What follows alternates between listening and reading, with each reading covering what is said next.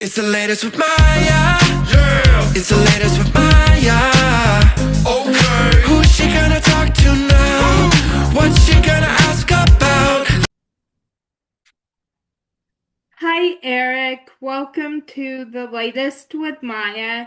Eric Hutchinson is a singer-songwriter whose songs include Okay, It's All Right With Me, Watching You Watch Him, Not There Yet, and many more. I am so excited to be talking with you. I love your music.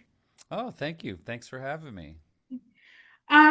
So you recently started a new podcast, Songversations with Eric Hutchinson. What was the inspiration to start this? Um,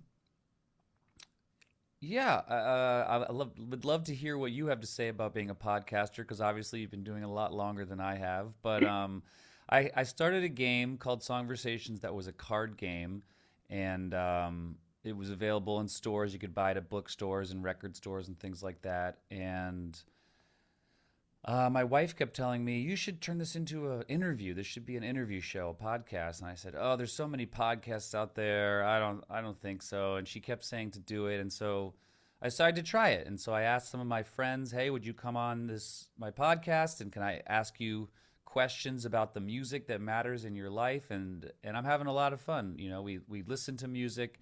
We talk about music that matters to people. And I love doing that. Oh, I love that. Yeah, I think it's such a cool concept.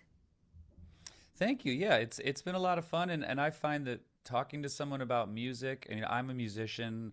I love music so much. I'm a songwriter, but I always find that hearing what kind of music someone likes is a really interesting window into who they are or where they came from. Or so, I'm always interested. That the question I always start with is, what's the song when you were in sixth grade? What song made you feel like the coolest person in the world? And do you have an answer for that, Maya? I love that. I don't. I actually don't remember. Mm, Um, yeah. yeah. Well, yeah, I also find that people have to sometimes think about it and look around. But yeah, maybe there'd be a song maybe your parents would remember or something. But Yeah. yeah, it's it tells you all sorts of things about your life based on the music. What kind of music do you Yeah. like to listen to? I love a little bit of everything, but Mm. I mostly listen to like pop.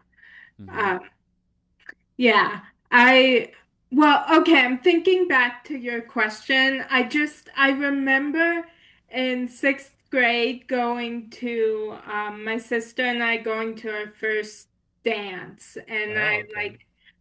I remember Heart Attack by Demi Lovato playing, and then also Shut Up and Dance by oh, why did I just forget their names? What are they called? Walk the Walk the Moon? Moon. Yeah, right. Yeah. Yes, Yeah. my daughter just discovered that one kind of recently, and so we were listening to that a bunch. It's very catchy. It's a fun song. Yeah. Shut up and dance with me. Yeah, Yeah. that's cool. Is your Yeah. sister older or younger than you? We're twins. Oh, really? Yeah, but she's 3 minutes older, so Oh, gotcha. yeah. So so yeah, she's the big sister. She always brings that up that she's 3 minutes older. Yeah, I know some twins now, the parents won't tell the twins which one's older because they don't want them to be able to do that with each other. But, you somehow always know. The oldest one always knows. Yeah. Yeah. Um, is there an artist or song that you consider to be the gold standard when it comes to songwriting and storytelling?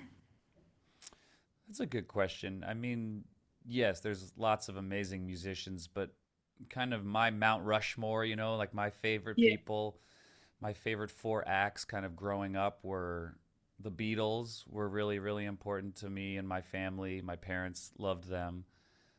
Paul Simon, I think, is maybe my favorite lyricist. Stevie Wonder is probably my favorite singer and songwriter. And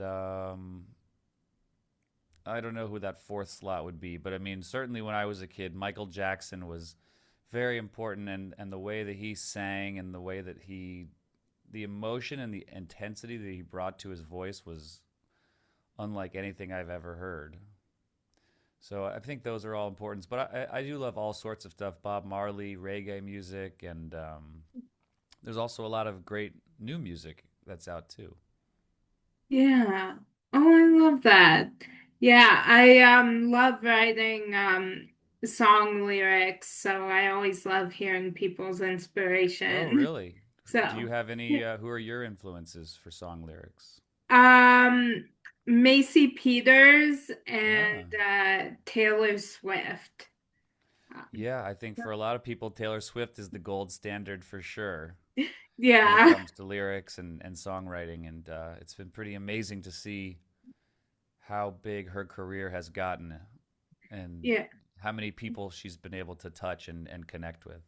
yeah, definitely. Yeah. So, is there a song of yours that is your favorite? Um, it kind of changes. There's some songs that I just, I love all the songs, but there's certain songs that when I'm playing them, they feel very, they feel right in my hands and in my body. They just feel like me. So there's a song I have called All Over Now. There's a song called Okay, It's All Right With Me. And then you mentioned one that's a song called Not There Yet that I really like.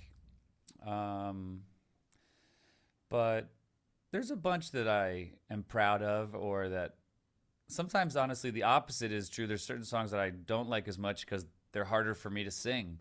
And so, like, I just hear the song and I'm like, okay, I got to sing this one. I got to be ready. I got to get up. I got to get my voice high. I got to do all that stuff. So sometimes it has to do with like where my voice sits and how much effort it takes. Yeah. Oh, wow. Yeah. So what do you find to be the biggest challenge with creating music in the age of social media? Yeah. I think you have to be on social media now if you want to reach listeners. And that, I talk to so many musicians that really they take a good part of their day, and that's what they're doing. They're putting stuff online, and I think if you're doing it right, though, you're finding ways to play your music and to share your music on social media. So I think for me, the biggest challenge is balancing my time and feeling like I'm living my real life and not just on the internet all the time. But I am, I'm a little older. I didn't grow up with social media, so I'm trying to get better at it. I'm trying to learn the best ways to reach people and to understand what people want to see on social media. But I'm a big fan of real life too, So like I like performing in person, and I like trying to concentrate on what's in front of me. So it all depends. But there's a young singer songwriter who I met recently. Her name's Jackie Evans. You can check her out online, everybody. I think her handle is at Jackie Evans or Jackie Evans Music. But she's very simple. She just posts videos of her playing her songs at the piano. And she's a great singer and a great songwriter and a great piano player. And sometimes it's as simple as that of, oh, right, I just want to watch a clip of somebody who's really good at making music. That feels good, you know? Yeah. So she's been somebody who's been inspiring me lately. Yeah. Oh, I love that. Yeah, I just wrote down her name to go look her up after Yeah, the check her out. She's really great. Oh, cool. I'm excited. Um, yeah, so what are the songs that make you sing along whenever you hear them? Yeah. My daughter is 7.5, and she says I sing along to too much music. So probably all of it, kind of. But yeah, a lot of soul music. I like a lot of older R&B and soul music from even before when I was born. So early stuff, the 1950s, 1960s, and 70s. But I love Stevie Wonder and Billy Joel, and Bruno Mars writes a lot of catchy songs that are fun to sing along with. I listen to a lot of K-pop Demon Hunters with my daughter, and that's very catchy and singable. Yeah. But that's the main thing I usually look for in music is it hummable? Is it singable? Does it get stuck in my head and make me feel good? Yeah. Oh, I love that. Yeah. Yeah, there's so many songs that just always make me sing along too. Yeah, yeah. So, Is there anything that comes to mind that yeah, oh, there's a lot of there's a singer named Asher Angel hmm, who's one of my favorites, and yeah, his music always I will sing along to. cool. Yeah. So, Yeah, yeah. I'm usually if you can tell I'm not in a good mood or I'm having a hard day because I'm not singing something, but usually I'm just singing around the house or in the kitchen or in the shower or walking around. Either I'm working on my own songs and kind of singing them along. That's what I'm doing when I'm writing them, is just seeing if they get stuck in my head or not when I'm writing them. Oh, I love that. Yeah. Um, so, if you had a warning label, what would yours say? About my whole life, or Yeah, about, yeah, you as a person. I think mine would probably say warning can be very sarcastic. I'm probably more sarcastic than I would like to be, but I just am so used to it, and it's just how I communicate. A lot of times I say the opposite of what I think, like because I'm just being silly. But if you don't know sarcasm, or if you don't know how to read me, or if you just met me, a lot of times people can be confused by me. So Yeah. I like that one. Yeah, I can be very sarcastic too. And I have a good friend of mine. He's also very sarcastic, but I can't always tell when he's being sarcastic. right, So then I have to ask him, and then I I'll say something sarcastically and he'll respond, and I don't realize that he's being yeah, yeah. sarcastic too. So I like to be sarcastic and silly, but when I don't like it is when I make people feel silly or dumb for believing me or something. I'm just so used to talking that way, but I don't like to do it to make other people um, feel dumb. yeah. Yeah. Um, so what is the biggest obstacle, either personally or professionally, that you've overcome? Hmm. I mean, I think it's mainly just the obstacle is to keep going. It's in the line of work that I do, being an artist. I'm the one who gets up in the morning and decides if I want to keep doing it. There's no boss telling me I need to do it or not, and there's no paycheck that I have to go get every time. So I think it's really the hardest part for me over all these years is maintaining the passion. I'm really lucky that I get to do something that I enjoy and that I was doing long before I made money for doing it. But it also can be challenging because some days you don't feel as passionate, or some days I don't feel like being artistic, or and so and there can be times where I feel like, oh, nobody cares about what I'm making or what I'm saying, and it can be hard to maintain my motivation. And I think that's the biggest thing that I see across all people that I know that have had some success, is just that consistency, the persistency of just continuing to get up and say, you know what, I'm going to go do this, and I'm going to keep doing it until somebody's interested in it. And honestly, starting my podcast has reminded me a lot of when I first started out in music. And I started with 0 listeners. And I said, well, I'm going to start this thing and see if I can get anybody to listen to it, my music, and now my podcast. And in the meantime, while you're trying to get people to listen to it, hopefully I keep getting better and better at it. So um, I think that's it. It's just some days I wake up and I'm like, it's great to be a singer songwriter. I can't believe how lucky I am. And other days I feel like, what am I doing with my life? You know? Yeah. Yeah. I wanted to tell you, I saw that your first podcast guest was Mayim Bialik. Yes. Yeah. Um, and I interviewed her a little bit Really? ago. So yeah, Yeah. Well, she's really nice. And I grew yeah, up watching her on TV. And then we connected through my music. It turned out she had listened to the music and really liked it. And I reached out and invited her to come to one of my concerts. And she came. And we've just gotten to be friends, a little bit and pen pals. And I said, hey, would you do me a favor and come on my podcast? She said, definitely.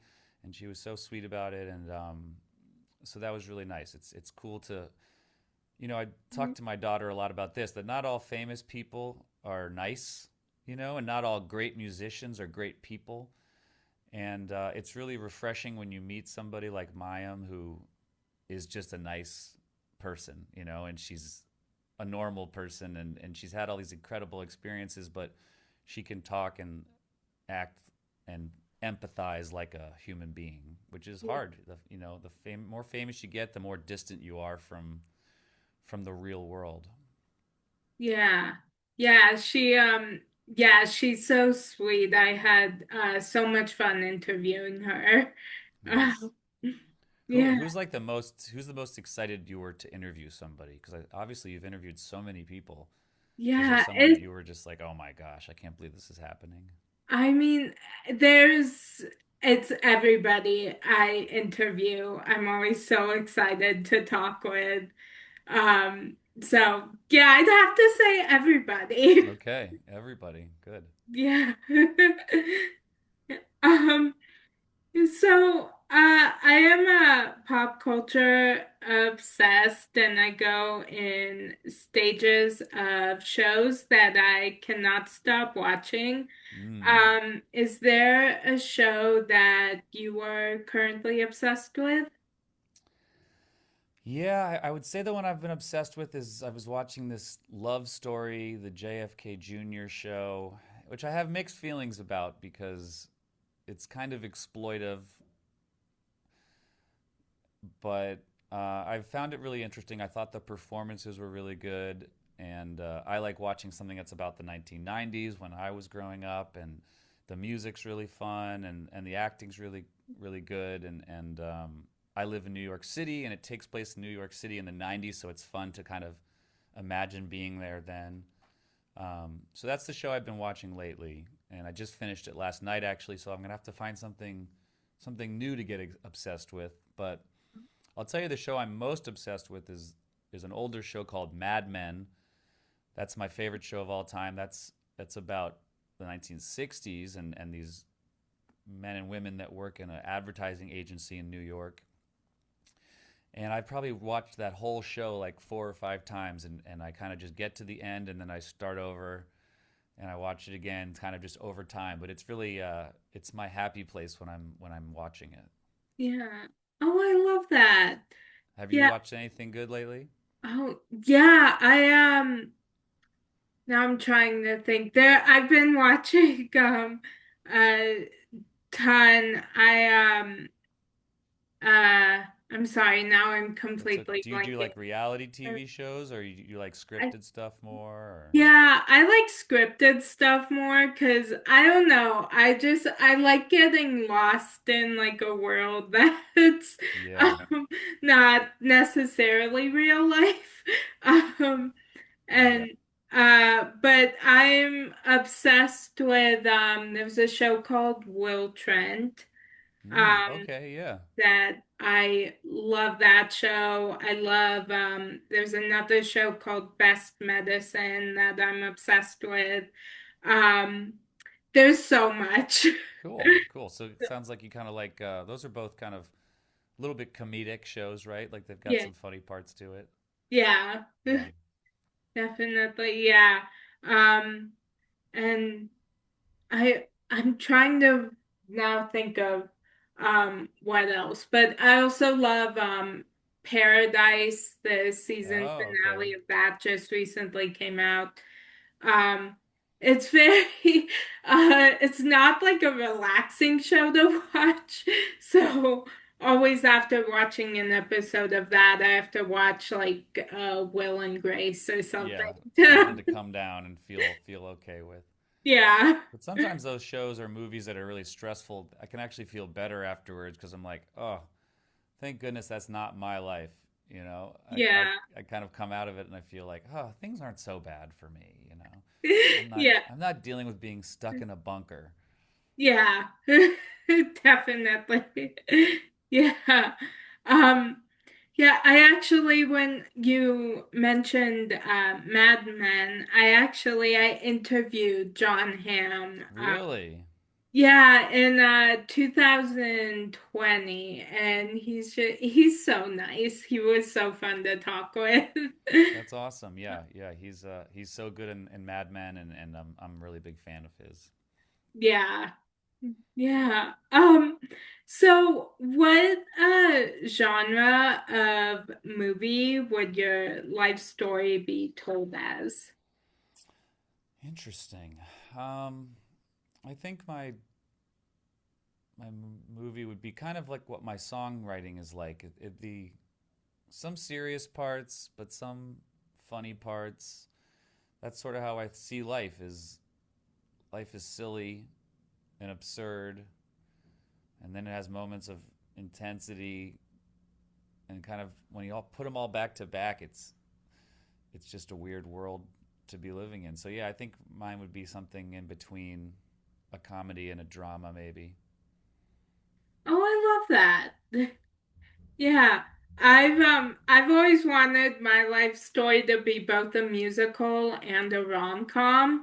Mm. So my mom actually, it was a few months ago, we were talking with I met a friend of hers, and I don't remember exactly what we were talking about, but my mom was like, "You live in a rom-com," and I'm like, "I do. I just am constantly like thinking in that way."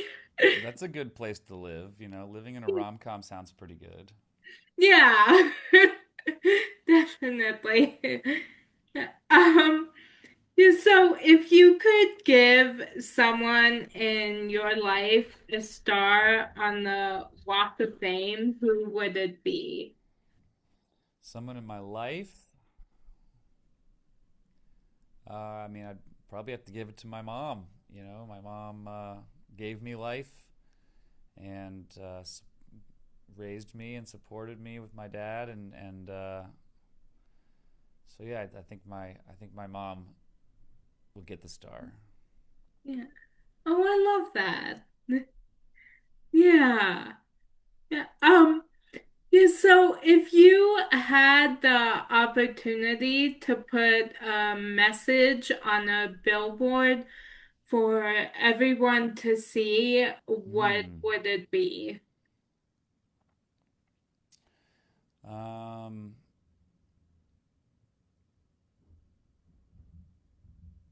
yeah, I don't know. That's a tough one. I think I'd have two billboards. One billboard would say, "Listen to Songversations with Eric Hutchinson," just to be a self promoter. And I think the other one would be something about choose empathy or something like that. I think that's really, for me, the key of kindness and peace and all these sort of. I think all that stuff comes from being able to put yourself in somebody else's shoes, trying to understand how somebody else might feel. So I might need some time to work on the billboard, but it'd be something like, choose empathy or something like that. Oh, I love those. Thank you. Yeah. Yeah. Yeah, there's so many things that come to mind for me. I have two things that just come to mind immediately that my mom always said growing up. She Mm. when my sister and I were growing up, she always told us um let your freak flag fly. Mm. Um, and so I always loved that. And then there's one of my favorite shows is called A Million Little Things. Okay. And there's in one episode, there's one of the characters just says love each other, and that has always stuck with me too. Yeah, that's a straight to the point. I like it. Yeah. Yeah, so what's an experience that significantly shaped who you are today? Um, yeah, that's a good question. I think just when I was young, I grew up in a very artist friendly family that really cared about the arts. And so when I was young, I was getting exposed to museums. And I grew up outside of Washington, D.C., so there was a lot of museums. And I was going to movies and plays. And um, I think I just grew up thinking the arts were a world that maybe I wanted to live in. I didn't know a lot of professional artists, but there was a lot of appreciation for all those things. And I think when it came time for me to sort of decide what I wanted to do, I was like, what else would I do but try to create something and share that with other people? Yeah, I love that. Yeah. I was very lucky. It all depends, and I've been very lucky in my life. But yeah, I think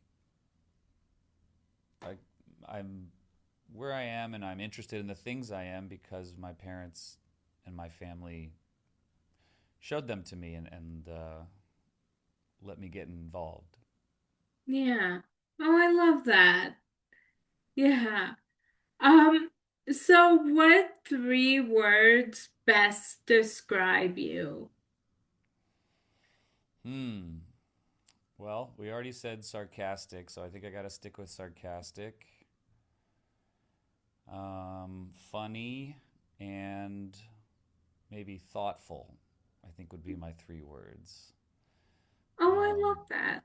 I try to do things with some thought to them. I try to think about other people. I try to think about how things might play out. So I think I get spend a lot of time thinking about things, and I think that mix of funny and thinking is what goes into my music mainly. Yeah. Oh, I love that. Yeah. I think those are great words. Thank you. Yeah. So I just have one final question for you. So today, what are you most grateful for? Today, I'm grateful for my health and my family. Like I said, I have a young daughter and my wife, and um, I'm grateful for, yeah, health is everything, as I'm sure you know, and I'm just thankful I can get up and do it in the morning and keep going. Yeah. Oh, I love that. Yeah. Um, well, that was my final question for Okay. you. Thank you so much for joining me today. I've had the best time talking with you. You've made my day, so thank you. Oh, thank you, Maya. This has been a lot of fun. I appreciate you inviting me on, and good luck with the continued podcast. But like I said, you're the podcast expert here, so I'll have to get some more tips from you. Oh, thank you. Thank you. And yeah, I can't wait to keep streaming your music and listening to your podcast. So Thank you. Thanks, Maya. yeah, and I hope you have a great rest of your day. Thank you. You too. I appreciate it. Thank you. Bye Um, bye. and that's a wrap on today's edition of The Latest with Maya. Latest with Maya. Yeah. It's the latest with Maya. Okay. Who's she gonna talk to now? What's she gonna